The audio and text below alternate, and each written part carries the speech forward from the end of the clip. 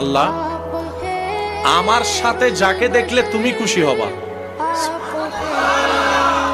আমার সাথে যাকে দেখলে তুমি রব হিসেবে খুশি হবা, আল্লাহ তুমি আমাকে তাকে দান করো। আল্লাহ আমাকে এমন একজন জীবন সাথী দাও যার সাথে প্রতিদিন না হলেও মাঝে মধ্যে হলো গভীর রাতে ঘুমটা হারাম করে তোমার দরবারে তাহাজ্জুদের সিজদা দিতে পারবো। সুবহানাল্লাহ।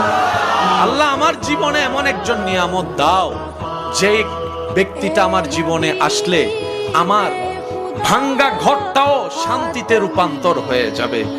আল্লাহ আমার জীবনে এমন একজন সাথী দাও যেই সাথীর পেট থেকে, যার মাধ্যম থেকে আল্লাহ তোমার প্রিয় বান্দা আও ওয়ালাদিন সালিহিন ইয়াদউ লাহু এমন সন্তান দুনিয়াতে আসবে, এমন নেককার জীবন পার্টনার আমাকে দাও। বলেন সুবহানাল্লাহ।